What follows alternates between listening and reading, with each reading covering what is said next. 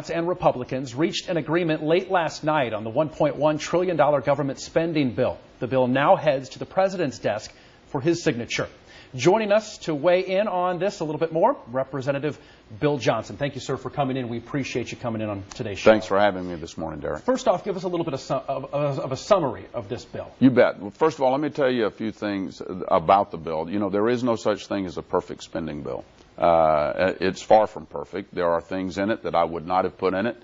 There are not some things in it that I would have liked to have seen. But a few things that the bill doesn't do. Contrary to what you've heard reported, it does not fund the president's immigration amnesty executive order. It delays action on that until the 27th of February to give the new Congress a chance to get seated and take that up. It also doesn't fully fund Obamacare, as has been reported. In fact, it cuts Obamacare by $10 million. Obamacare is funded in the law that created Obamacare back in 2010, not in an appropriations process. The other thing that's been reported, Derek, that's not true is that this was a 1,600-page bill that nobody had a chance to read. This bill was a compilation of 11 appropriations bills that we worked on in the House throughout all last year. All of them passed their committees. 7 of them passed the full House on a bipartisan basis. And so members had plenty of opportunity to go out and read it. I read them, and I read the new parts of it last Wednesday night before we voted. This bill represents, although it's perfect, it represents the lowest spending levels in 5 years, $165 billion in discretionary spending cuts since 2010.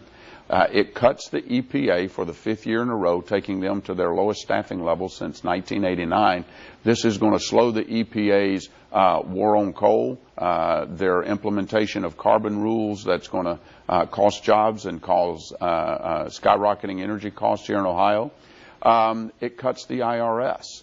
It also eliminates a program called Race to the Top. You've probably heard about that. Race to the Top was a federal program under the administration that mandated the implementation of Common Core to get federal education funds. This bill severs that mandate, leaving the states free to make the choice whether or not they want to implement Common Core without having to jeopardize their federal funding. It's got multiple pro-Second Amendment provisions in it. It's got multiple pro-life provisions in it. And importantly for me, down in the southern part of our district, there's a nuclear site that's being cleaned up. We were in jeopardy of losing about 500 jobs down in the southern part of Ohio. This bill includes the funding that's going to save those jobs and keep the Energy Department on track with cleaning that up. So there are some things in this bill that are good for the people of eastern and southeastern Ohio. Although there are some things that are questionable as well. Representative Johnson, I wanted to tell you about what local Representative Tim Ryan said. He says the spending bill is a handout for big banks, allows money to further corrupt our democracy, all while gutting pensions of working class families.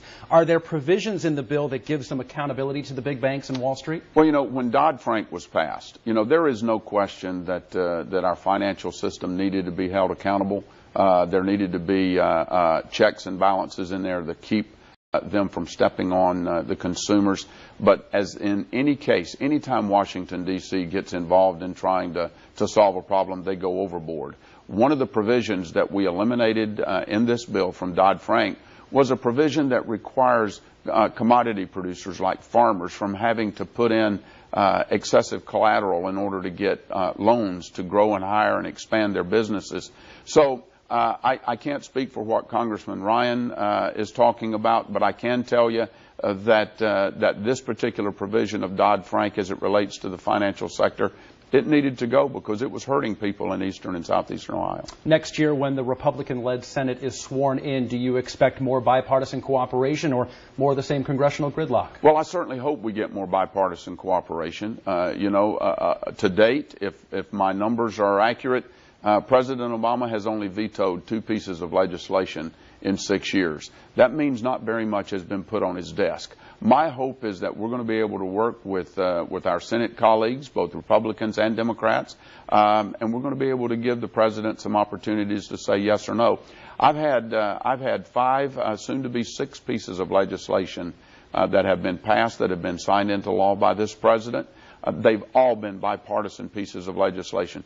You mentioned Congressman Ryan. He and I worked together on a number of issues like liquid natural gas exporting and those kinds of things that are going to bring jobs here to the Mahoning Valley. So I'm hopeful that bipartisanship will improve after the new Congress is sworn in. Just a few seconds here, Representative. Do you think that the executive action on immigration from the president will stand, or will it get defeated? I certainly hope it's defeated. I think it was unconstitutional. I think the Constitution is clear. Immigration law and authority rest with the United States Congress, not with the president. Representative Bill Johnson, thank you so much for coming in. We appreciate it. Merry Christmas. Happy holidays to you. Thank you very much. All right. Coming up next, basketball season's well underway across the country on all levels. Why no 2 points were more meaningful than those scored by a Cincinnati College player.